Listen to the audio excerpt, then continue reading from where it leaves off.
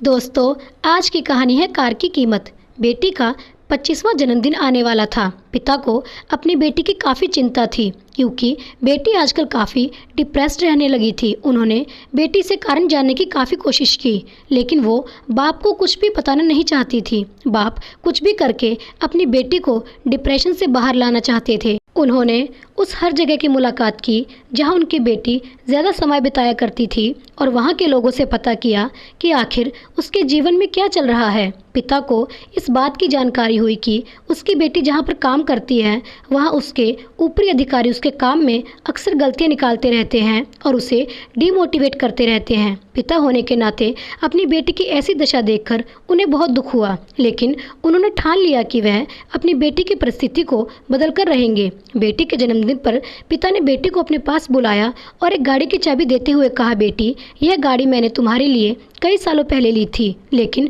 तुम्हें दे नहीं पाया। आज मैं तुम्हें यह गाड़ी तुम्हारे जन्मदिन के मौके पर देना चाहता हूँ, लेकिन तुम्हें मेरे लिए काम करना होगा। बेटी ने पिता की बात मानते हुए कहा कि बोलिए, मुझे क्या करना है। पिता ने बेटी से कहा कि इस गाड़ी को लो और इसे भंगार वाले के पास जाकर इसकी कीमत पता करके आओ। पिता के कहे अनुसार बेटी भंगार वाले के पास गई और उसने गाड़ी की कीमत पूछी और अपने पिता के पास वापस आ गई। पिता के पूछने पर बेटी ने उन्हें बताया कि भंगार वाले के मुताबिक यह गाड़ी काफ़ी पुरानी है और कई जगह से जंग खा चुकी है, इसलिए वह इसके 10,000 देगा। फिर पिता ने बेटी से कहा, अब तुम इस गाड़ी को सेकंड हैंड गाड़ी की दुकान पर लेकर जाओ और इसकी कीमत पता करके आओ। बेटी ने वैसा ही किया और वह सेकंड हैंड गाड़ियों की दुकान पर जाकर उस गाड़ी की कीमत पता करके वापस आई। बेटी ने खुश होकर पिता से कहा, दुकान के मालिक ने इस गाड़ी के बदले 1,00,000 रुपए ऑफ़र किए। पिता थोड़ा सा मुस्कुराए और बेटी से बोले, बहुत अच्छे। एक आखिरी बार इस गाड़ी को विटेंस गाड़ियों के क्लब में लेकर जाओ और वहां से इसकी कीमत पता करके आओ। बेटी भी अब उत्साहित थी कि यह जानने के लिए कि इस गाड़ी की कीमत वहां पर कितनी आंकी जाएगी।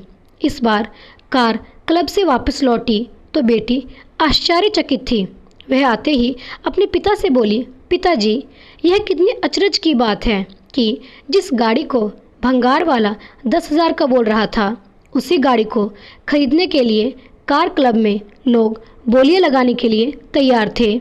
उनके हिसाब से यह गाड़ी काफ़ी विंटेज है और रेयर है। वह तो इसके लिए 30-40 लाख तक देने को तैयार हो गए थे। पिता ने अपनी बेटी के कंधों पर हाथ रखा और बोले, बेटी, यही सब हम मनुष्य के साथ भी होता है। अगर हम गलत जगह पर होते हैं तो हमारी कीमत भी गलत ही आंकी जाती है। हमें वह पोजीशन, वह इज्जत नहीं मिलती जो हम डिज़र्व करते हैं।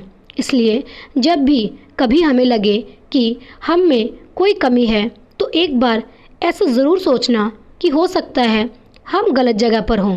जब हमें हमारी सही जगह मिल जाती है तो हम वहाँ बहुत अच्छा काम कर पाते हैं और लोगों से हमें अच्छा एप्रिसिएशंस भी मिलता है।